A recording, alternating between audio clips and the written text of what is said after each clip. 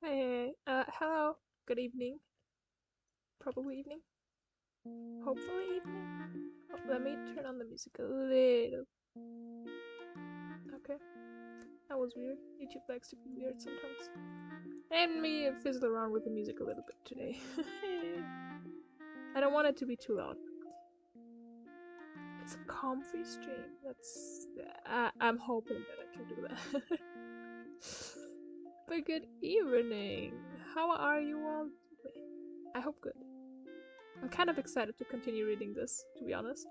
I was a little sad that I had to cancel it last week. But desperate times call for desperate needs, I guess. But yeah, we're gonna continue reading with chapter 2 today. And depending on how long we'll take for chapter 2, maybe also chapter 3. Let me... No, I think we'll only read chapter 2. Because it's about as long as chapter 1, and we needed an hour for that.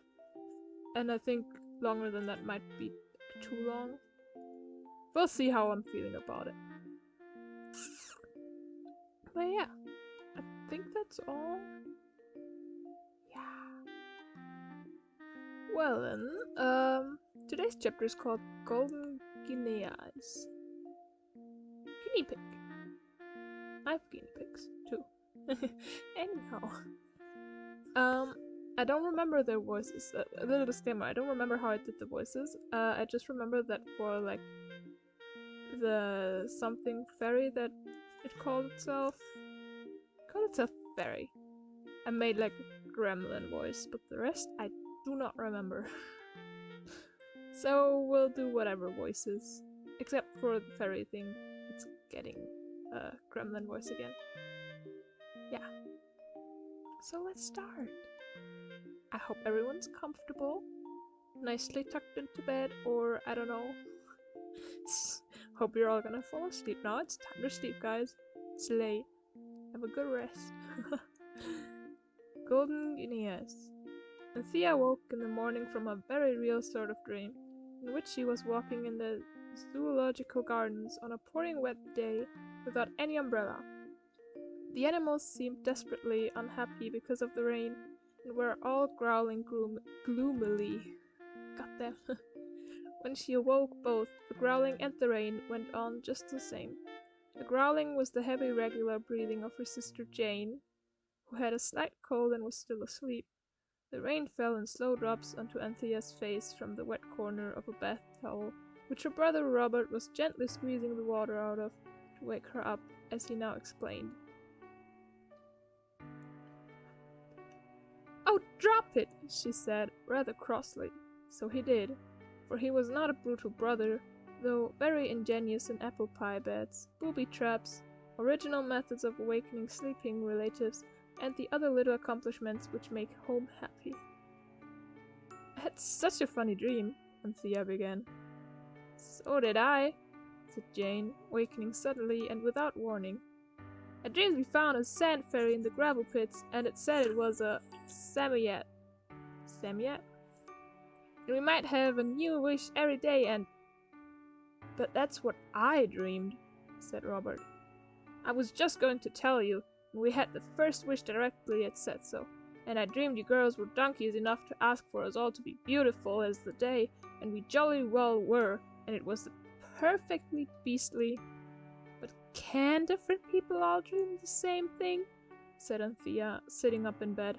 "Because I dreamed all that as well as about the zoo and the rain, and baby didn't know us in my dream, and the servants shut us out of the house because the radiantness of our beauty was such a complete disguise, and—" The voice of the eldest brother sounded from across the landing. "Come on, Robert," it said. "You'll be late for breakfast again unless you mean to shirk your bath like you did on Tuesday." "I say come here a sec," Robert replied.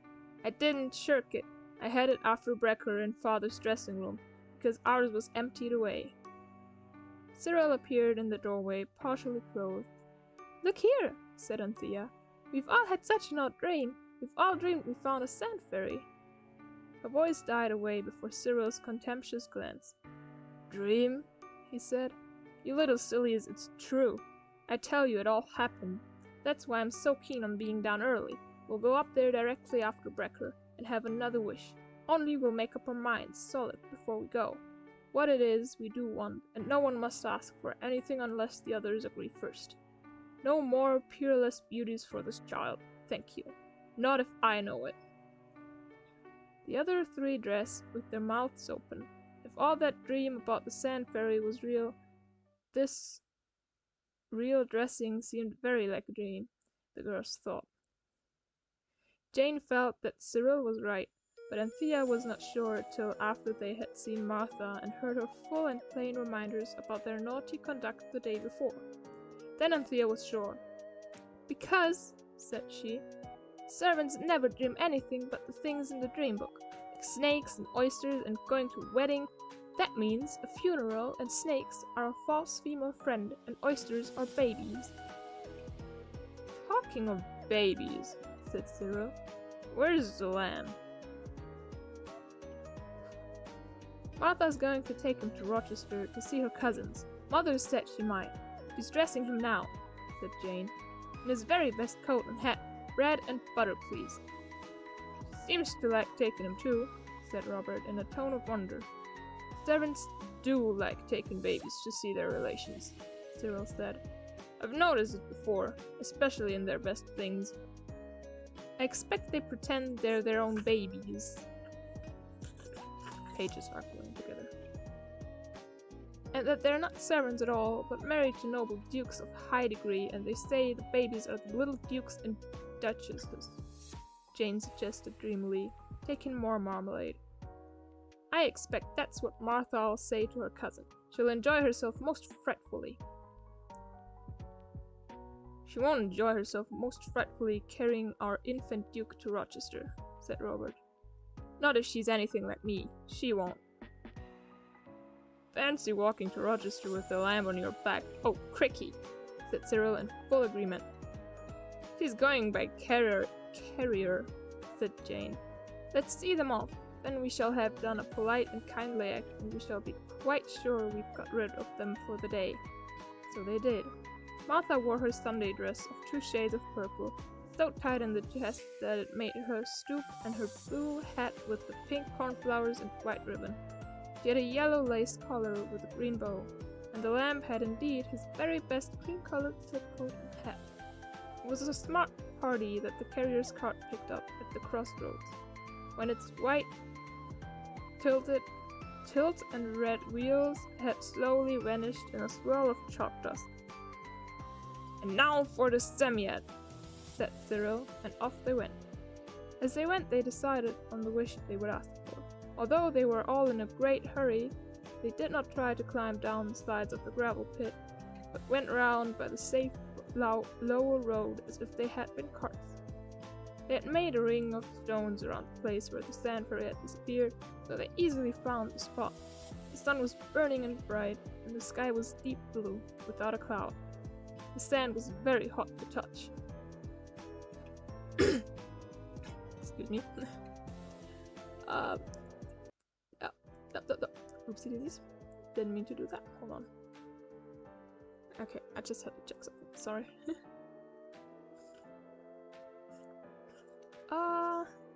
Oh, I suppose it was only a dream after all, Robert said as the boys uncovered the spades from the sand heap where they had buried them and began to dig.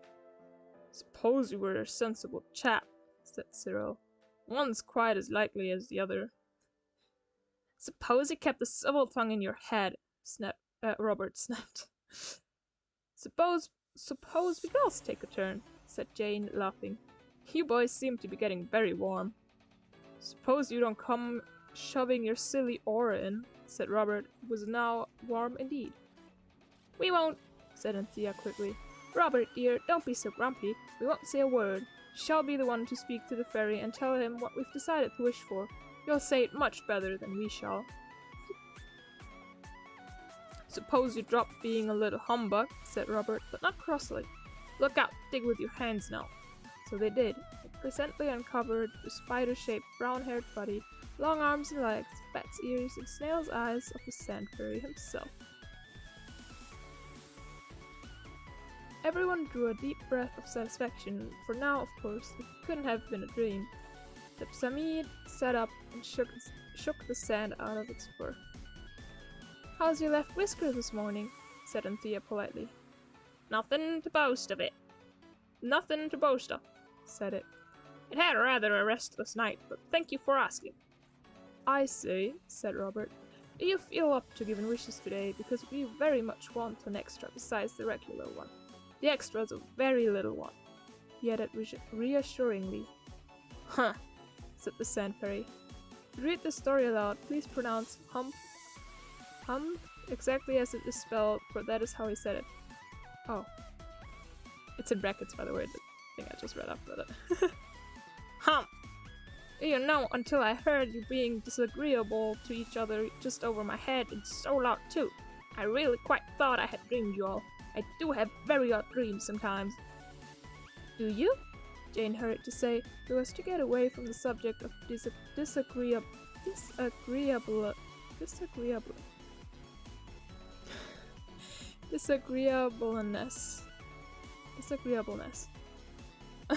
Sorry. I wish, he added politely, you'd tell us about your dreams. They must be awfully interesting. Is that today's wish? Said the Sand Fairy, yawning.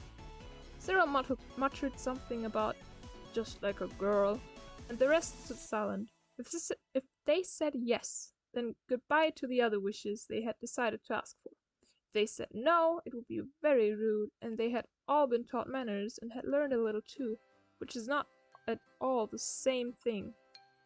A sigh of relief broke from all lips when the Sand Fairy said, If I do, I shan't have strength to give you a second wish. Not even good tempers or common sense or manners or little things like that. We don't want you to put yourself out at all about these things. We can manage them quite well ourselves, said Cyril eagerly, while the others looked guiltily at each other and wished the fairy would not keep all on about good tempers, but give them one good rowing if it wanted to, and then have done with it. Well, said the isekai'd, putting out his long snail's eyes so suddenly that one of them nearly went into the round boy's eyes of Robert. Let's have the little wish first. We don't want the servants to notice the gifts you give us.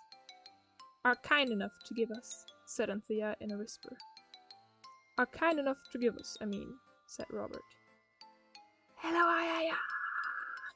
Hello! I'm too energetic to actually read this like quietly and calmly, I think. But hello!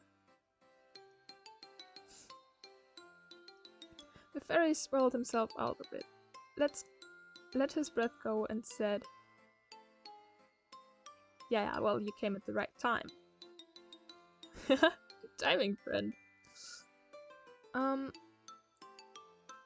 I've done that for you. It was quite easy. People don't notice things much anyway. What's the next wish? We want, said Robert slowly, to be rich beyond the dreams of something or other. Avarice, said Jane. So it is, said the fairy unexpectedly. But it won't do you much good, that's one comfort, it muttered to itself. Come, I can't go beyond dreams, you know. How much do you want, and will you have it in gold or notes? Aw, that's so cool. I actually love glasses, not gonna lie. Gold, please, and millions of it. This gravel pit full will be enough, said the fairy in an offhand manner. Oh, yes. Then get out before I begin, or you'll be buried alive in it. It made its skinny arms so long and waved them so frighteningly that the children ran as hard as they could towards the road by which carts used to come to the gravel pits. Only Anthea had presence of mind enough to shout a timid, "Good morning, I hope your whisker will be better tomorrow," as she ran. On the road they turned and looked back, and they had to shut their eyes and open them very slowly, a little bit at a time, because the sight was too dazzling for their eyes to be able to bear it. It was something like trying to look at the sun at high noon on Midsummer Day, for the whole of the sand pit was full, right up to the very top, with new shining gold pieces, and all the little St. Martin's little front doors were covered out of sight. Where the road of the carts wound into the gravel pit, the gold lay in heaps like stones lie by the roadside, and a great bank of shining gold shelved down from where it lay flat and smooth between the tall sides of the gravel pit. And all the gleaming heap was minted gold, and on the sides and edges of these countless coins the midday sun shone and sparkled, and glowed and gleamed, till the quarry looked like the mouth of a smelting furnace, or one of the fairy halls that you see sometimes in the sky at sunset. There's a little picture there now, where like the kids are standing. It's very cute. The children stood with their mouths open, and no one said a word. At last Robert stopped and picked up one of the loose coins from the edge of the heap by the cart road and looked at it. He looked on both sides. Then he said in a low voice, quite different to his own, "It's not sovereigns." "It's gold anyway," said Cyril, and now they all began to talk at once. They all picked up the golden treasure by handfuls and let it run through their fingers like water, and the chink it made as it fell was wonderful music. At first they quite forgot to think of spending the money. It was so nice to play with. Jane sat down between two heaps of gold, and Robert began to bury her, as you bury your father in sand when you are at the seaside and he has gone to sleep on the beach with the newspaper over his face. But Jane was not half buried before she cried out, "Oh no, stop! It's too heavy! It hurts!" Robert said, "Boosh!" and went off. "Let me out, I tell you!" cried Jane, and was taken out, very white and trembling a little. "You've no idea what it's like," said she. "It's like stones on you, or like chains." "Look here," Cyril said. "If this is to do us any good, it's no good our staying gasping at it like this. Let's fill our pockets and go and buy things. Don't you forget it won't last after sunset. I wish we'd asked the Samiyat why things don't turn to stone. Perhaps this will. I'll tell you what, there's a pony and cart in the village." "Do you want to buy that?" asked Jane. "No, silly, we'll hire it, and then we'll go to Rochester and buy heaps and heaps of things. Look here, let's each take as much as we can carry. It's not sovereigns. They've got a man's head on one side and a thing like the ace of spades on the other. Fill your pockets with it, I tell you, and come along. You can jaw as we go, if you must jaw." Cyril sat down and began to fill his pockets. "Yeah, you make fun of me for getting father to have 9 pockets in my Norfolks," said he. "But now you see." They did, for when Cyril had filled his 9 pockets and his handkerchief and the space between himself and his shirt front with the gold coins, he had to stand up, but he staggered and had to sit down again in a hurry. He is not strong enough. I'm gonna drink something real quick, hold on.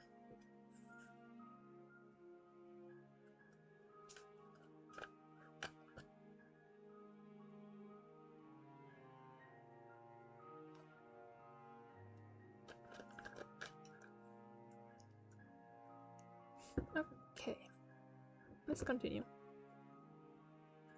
"Throw out some of the cargo," said Robert. "You'll sink the ship, old chap. That comes of 9 pockets." And Cyril had to. Then they set off to walk to the village. It was more than a mile, and the road was very dusty indeed, and the sun seemed to get hotter and hotter, and the gold in their pockets got heavier and heavier. It was Jane who said, "I don't see how we're to spend it all. There must be thousands of pounds among the lot of us. I'm going to leave some of mine behind this stump in the hedge, and directly we get to the village we'll buy some biscuits. I know it's long past dinner time." She took out a handful of gold and hid it in the hollows of an old hornbeam. "How round and yellow they are," she said. "Don't you wish they were gingerbread nuts and we were going to eat them?" "Oh, they're not, and we're not," said Cyril. "Come on." They came on heavily and warily. Before they reached the village, more than one stump in the hedge concealed its little hoard of hidden treasure. Yet they reached the village with about 1,200 guineas in their pockets. But in spite of this inside wealth, they looked quite ordinary outside. No one would have thought they could have more than a half-crown each at the outside. The haze of the heat, the blue of the wood smoke, made a sort of dim misty cloud over the red roofs of the village. The four sat down heavily on the first bench they came to. It happened to be outside the Blue Boar Inn. It was decided that Cyril should go into the Blue Boar and ask for ginger beer, because as Anthea said, it is not wrong for men to go into public houses, only for children, and Cyril is nearer to being a man than us, because he is the eldest. So he went. The others sat in the sun and waited. "Oh, that's how hot it is," said Robert. "Dogs put their tongues out when they're hot. I wonder if it would cool us at all to put out ours." "We might try," Jane said. They all put their tongues out as far as ever they could go, so that it quite stretched their throats, but it only seemed to make them thirstier than ever, besides annoying everyone who went by. So they took their tongues in again, just as Cyril came back with the ginger beer. "I had to pay for it out of my own 2 7 pence, though. Sorry. That I was going to buy rabbits with," he said. "They wouldn't change the gold, and when I pulled out a handful, the man just laughed and said it was card counters. And I got some sponge cakes, too, out of a glass jar on the bar counter, and some biscuits with caraways in. The sponge cakes were both soft and dry, and the biscuits were dry too, and yet soft, which biscuits ought not to be, but the ginger beer made up for everything." "It's my turn now to try to buy something with the money," Anthea said. "I'm next, eldest. Where's the pony cart kept?" "It was at the Checkers? And Anthea went in the back way to the yard, because they all knew that little girls ought not to go into the bars of public houses. She came out, as she herself said, pleased but not proud. "He'll be ready in a brace of shakes, he says," she remarked. "And he's to have 1 sovereign, or whatever it is, to drive us into Rochester and back. Besides, waiting there till we've got everything we want. I think I managed very well." "You think yourself jolly clever, I dare say," said Cyril moodily. "How did you do it?" "I wasn't jolly clever enough to go taking handfuls of money out of my pocket to make it seem cheap anyway," she retorted. "I just found a young man doing something to a horse's leg with a sponge and a pail, and I held out 1 sovereign and I said, 'Do you know what this is?' He said, 'No,' and he'd call his father, and the old man came, and he said it was spade guinea, and he said was it my own to do as I liked with, and I said yes, and I asked about the pony cart, and I said he could have the guinea if he'd drive us into Rochester, and his name is S. Crispin, and he said, 'Right, oh.' It was a new sensation to be driven in a smart pony trap along pretty country roads. It was very pleasant too, which is not always the case with new sensations. Quite apart from the beautiful plans of spending the money which each child made as they went along, silently of course, and quite to itself, for they felt it would never have done to let the old innkeeper hear them talk in the fluent sort of way they were thinking. Excuse me. The old man put them down by the bridge at their request. "If you were going to buy a carriage and horses, where would you go?" asked Cyril, as if he were only asking for the sake of something to say. "Bully Pasmarge at the Surrican's Head," said the old man promptly. "Though I'll forbid I should recommend any man where it's a question of horses no more than I'd take anybody else's recommending if I was buying one.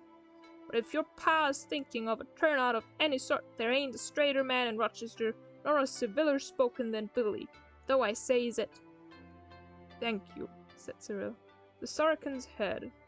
And now the children began to see one of the laws of nature turn upside down and stand on its head like an acrobat. Any grown-up persons would tell you that money is hard to get, easy to spend. The fairy money had been easy to get, and spending it was not only hard, It was almost impossible. The tradespeople of Rochester seemed to shrink to a tradesperson from the glittering fairy-gold. Furren money, they called it, for the most part. To begin with, Anthea, who had had the misfortune to sit on her hat earlier in the day, wished to buy another. She chose a very beautiful one, trimmed with pink roses and the blue breasts of peacocks. It was marked in the window, Paris model, 3 guineas. I'm glad, she said, because if it says guineas, it means guineas and not sovereigns, which we haven't got. But when she took 3 of the spade guineas in her hand, which was by this time rather dirty owing to her not having put on gloves before going to the gravel pit, the black silky young lady in the shop looked very hard at her and went and whispered something to an older and uglier lady, also in black silk, and then they gave her back the money and said it was not current coin. It's good money, said Anthea, and it's my own. I dare say, said the lady, but it's not the kind of money that's fashionable now, and we don't care about taking it. I believe they think we've stolen it, said Anthea, rejoining the others in the street. If we had gloves, they wouldn't think we were so dishonest. It's my hands being so dirty fills their minds with doubts. So they chose a humble shop, and the girls bought cotton gloves, the kind at 6 pence, 3 farthings, but when they offered a guinea, the woman looked at it through her spectacles, and she said she had no change, so the gloves had to be paid for out of Cyril's 2 and 7 pence that he meant to buy rabbits with. And so had the green imitation crocodile skin purse at 9 pence halfpenny, which had been bought at the same time. They tried several more shops, the kinds where you buy toys and send silk handkerchiefs and books and fancy boxes of stationery and photographs of objects of interest in the vicinity. But nobody cared to change a guinea that day in Rochester, and as they went from shop to shop, they got dirtier and dirtier, and their hair got more and more untidy, and Jane slipped and fell down on a part of the road where a water cart had just gone by. Also, they got very hungry, but they found no one who would give them anything to eat for their guineas. After trying 2 pastry cooks in vain, they became so hungry, perhaps from the smell of the cake in the shops, as Cyril suggested, that they formed a plan of campaign in whispers and carried it out in desperation. They marched into a 3rd pastry cook's. Beale, his name was. And before the people behind the counter could interfere, each child had seized 3 new penny buns, clapped the 3 together between its dirty hands, and taken a big bite out of the triple sandwich. Then they stood at bay, with the 12 buns in their hands and their mouths very full indeed. The shocked pastry cook bounded round the corner. Here, said Cyril, speaking as distinctly as he could and holding out the guinea he got ready before entering the shop. Pay yourself out of that. Mr. Beale snatched the coin, bit it and put it in his pocket. Off you go, he said, brief and stern like the man in the song. But the change, said Anthea, who had a saving mind. Change, said the man. I'll change you. Out you goes, and you may think yourselves lucky I don't send for the police to find out where you got it. I have a bit of an itchy nose, I'm sorry. In the castle gardens, the millionaires finished the buns, and though the currenty softness of these were delicious and acted like a charm in raising the spirits of the party, yet even the stoutest heart quailed at the thought of venturing to sound Mr. Billy Peasmarsh at the Saracen's Head on the subject of a horse and a carriage. The boys would have given up the idea, but Jane was always a hopeful child, and Anthea generally an obstinate one, and their earnestness prevailed. The whole party, by this time indescribably dirty, therefore betook itself to the Saracen's Head. The yard method of attack having been successful at the Chequers was tried again here. Mr. Peasmarsh was in the yard, and Robert opened the business in these terms. They'll tell me you have a lot of horses and carriages to sell. It had been agreed that Robert should be spokesman, because in books it is always the gentlemen who buy horses, and not ladies, and Cyril had his go at the Blue Boar. They tell you true, young man, said Mr. Peasmarsh. He was a long, lean man, with very blue eyes and a tight mouth and narrow lips. We should you would like to buy some, please, said Robert politely. I dare say you would. Will you show us a few, please, to choose from? Who are you a kidding of? Cried Mr. Billy Peasmarsh. Was you sent here of a message?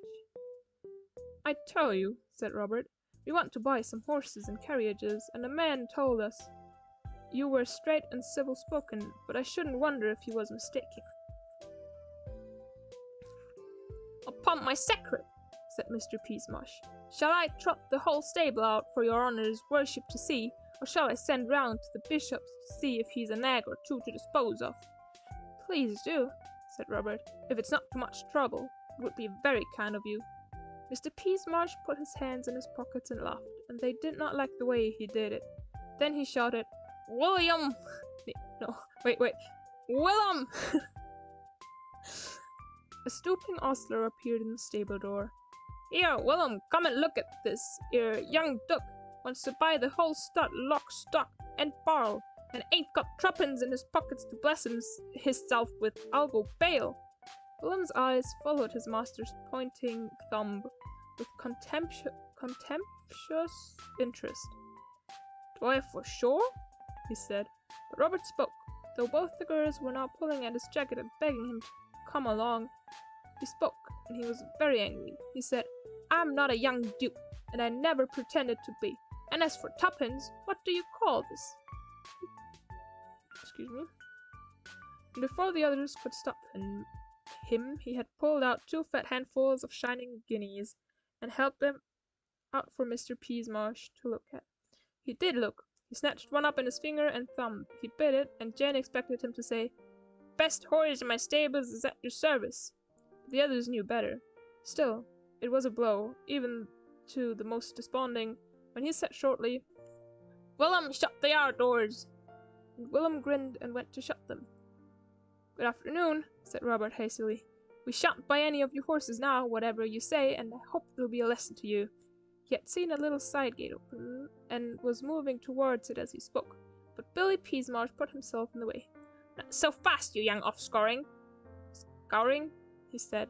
Willem, fetch thee, please. Ah, by God, my nose. Ah.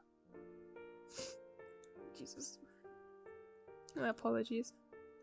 Willem went. The children stood huddled together like frightened sheep, and Mr. Peasmarsh spoke to them until the police arrived. He said many things. Among other things he said, Nice lot you are, aren't you, coming tempting honest man with your guineas. They are our guineas, said Cyril boldly. Oh, of course we don't know all about that. No more we don't. Oh no, of course not. And dragging the little gals into it too. Here, I'll let the gals go if you'll come along to the police quiet. We won't be let go, said Jane heroically. Not without the boys. It's our money just as much as theirs, you wicked old man. Where'd you get it then? Said the man, softening slightly, which was not at all what the boys expected when Jane began to call names. Jane cast a silent glance of agony at the others. Lost your tongue, eh? Got it fast enough when it's calling for names with. Come speak up, where'd you get it? 2 seconds. I'm gonna drink something again. Oh my God. Don't tell me something crashed on me, please.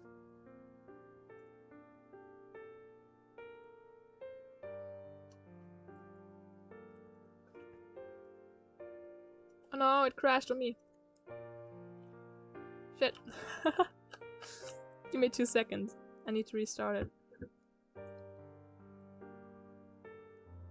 Of course it had to crash on me again.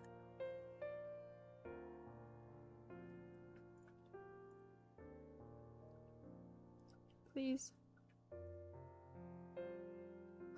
Oh my God, floating book. Yeah.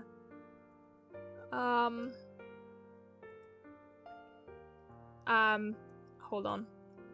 We'll have more floating book for now.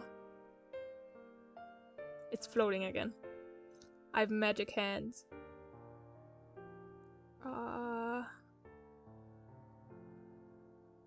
Oh, wait. I think it's working. It's working again, okay.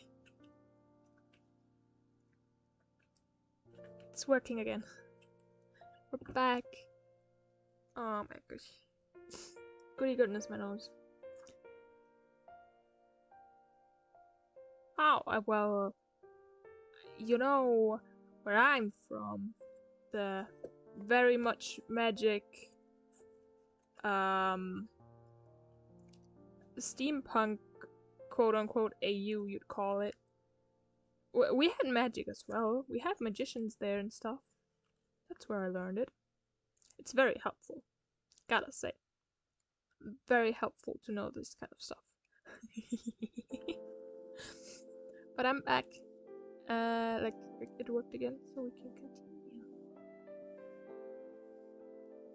Out of the gravel pit, said truthful Jane. Next article, said the man. I tell you we did, Jane said.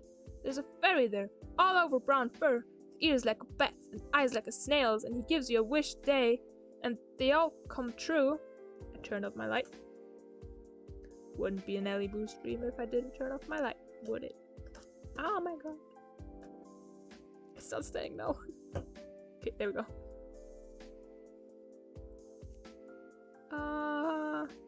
Touched in the head, eh? Said the man in a low voice. All the more shame to you boys, dragging the poor afflicted child into your sinful burglaries. Oh gosh. She's not mad, it's true, said Anthea. There is a fairy. If I ever see him again, I'll wish for something for you.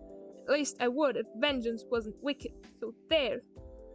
Laurel Lumme, said Billy Peasmarsh. There ain't another one then. Now Willem came back with a spiteful grin on his face, and at his back a policeman, with whom Mr. Peasmarsh spoke long in a hoarse, earnest whisper. I dare say you're right, said the policeman at last. Anyway, I'll take him up on the charge of unlawful possession pending inquiries, and the magistrate will deal with the case.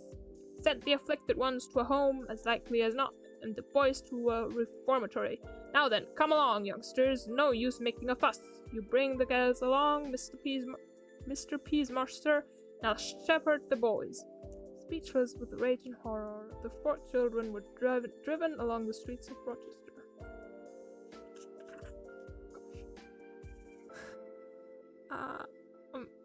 No. How much do we have left? 4 pages. 5. Tears of anger and shame blinded them, so that when Robert ran right into a passerby, he did not recognize her till a well-known voice said, Well, if I ever did, oh Master Robert, whatever have you been a-doing of now? And another voice, quite as well-known, said, Panty, won't go on Panty. They had run into Martha and Baby. Martha behaved admirably. She refused to believe a word of the policeman's story, or of Mr. Peasmarsh's either, even when they made Robert turn out his pockets in an archway and to show the guineas. I don't see nothing, she said. You've gone out of your senses, you two. There ain't any gold there, only the poor child's hands, all over crooked dirt and like the very chimbley. Oh, that I should ever see the day. The children thought this very noble of Martha, even if rather wicked, till they remembered how the fairy had promised that the servants should never notice any of the fairy gifts. Though of course Martha couldn't see the gold, and so was only speaking the truth, and that was quite right of course, but not extra noble. It was getting dusk when they reached the police station. The policeman told his tale to an inspector who sat in a large bare room with a thing like a clumsy nursery fender at one end to put prisoners in. Robert wondered whether it was a cell or a dock. Produce the coins, officer, said the inspector. Turn out your pockets, said the constable. Cyril desperately plunged his hands in his pockets, stood still a moment, and then began to laugh, an odd sort of laugh that hurt, and that felt much more like crying. His pockets were empty. So where are the pockets of the others? For of course, at sunset, all the fairy gold had vanished away. Turn out your pockets and stop that noise, said the inspector. Cyril turned out his pockets, every one of the 9, which enriched his Norfolk suit. every pocket was empty. "Well," said the inspector, "I don't know how they done it. Artful little beggars. They walked in front of me the whole way, so as for me to keep my eye on them and not to attract a crowd and obstruct the traffic."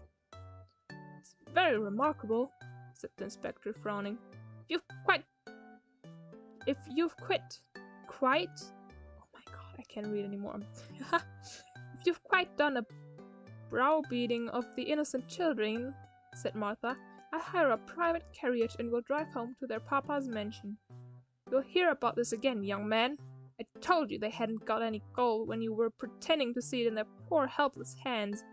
It's early in the day for a constable on duty not to be able to trust his own eyes."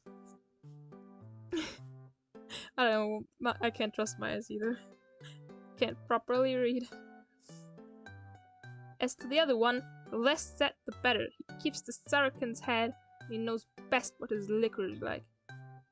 "Take him away, for goodness sake," said the inspector crossly.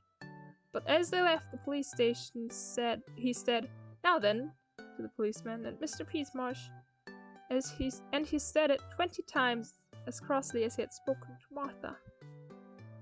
Martha was as good as her word. She took them home in a very grand carriage, because the carrier's cart was gone, and though she had stood by them so nobly with the police, she was so angry with them as soon as they were alone for trapseeing into Rochester by themselves, that none of them dared to mention the old man with the pony cart from the village who was waiting for them in Rochester. And so, after one day of boundless wealth, the children found themselves sent to bed in deep disgrace, and only enriched by 2 pairs of cotton gloves, dirty inside because of the state of the hands they had been put on to cover, an imitation crocodile skin purse, and 12 penny buns, long since digested. The thing that troubled them most was the fear that the old gentleman's guinea might have disappeared at sunset with all the rest, so they went down to the village next day to apologize for not meeting him in Rochester and to see. They found him very friendly. The guinea had not disappeared, and he had bored a hole in it and hung it on his watch chain. As for the guinea the baker took, the children felt they could not care whether it had vanished or not, which was not perhaps very honest, but on the other hand was not wholly unnatural. But afterwards this preyed on Anthea's mind, and at last she secretly sent 12 stamps by post to Mr. Beale, Baker, Rochester. Inside she wrote, "To pay for the buns." I hope the guinea did disappear, for that pastry cook was really not at all a nice man, and besides, penny buns are 7 for 6 pence in all really respectable shops. Hey! Oh my god, my nose. That was chapter 2. My voice is once again dying, so I think 1 chapter is enough again. It's okay, because like this way we have a couple of weeks. If let's say we read 1 chapter a week, it would be like 11 weeks, so we have quite a lot of in front of us still. I think that's enough for a day. My voice is dying. Slightly. Because I've been in school today too, so I had to talk a lot there as well. But yeah. Hope you guys are tired now. Hope you're very sleepy. Because that was my plan. Oopsie daisies. That was my plan. And yeah. I really enjoyed this story so far. Like, it's more like several simple, like, not that much connected stories, but they're very cool because they're like, I don't know, I like them. So I hope you enjoyed the story, and if you're sleeping, I hope you're having good dreams. I don't think you're sleeping, but yeah. So I wish you all a good night or good rest of your day. Thank you for joining and listening to this. I don't think I can make different voices very well, so probably you're just listening to some gremlin. But yeah, thank you for listening. It was a pleasure to have you here. I'm very happy about that, and I'm very glad I have you all here. And yeah, I'll see you all on Saturday for Valorant. gonna be killing some people. For legal reasons, YouTube, Susan, by killing some people, I mean in Valorant, it's a video game. Please don't murder me. But yeah. You guys have a great rest of your day, night, or whatever. And if you're going to sleep now, if this actually helped you, I'm glad. If you're going to sleep now, I hope you'll have a good rest, sweet dreams, and all that fancy stuff you always say. Good night, sleep tight, don't let the bed bugs bite, you know. And yeah, let me see if I can find like a calmer music. Goodbye! Thank you for having me, and I love you. Bye!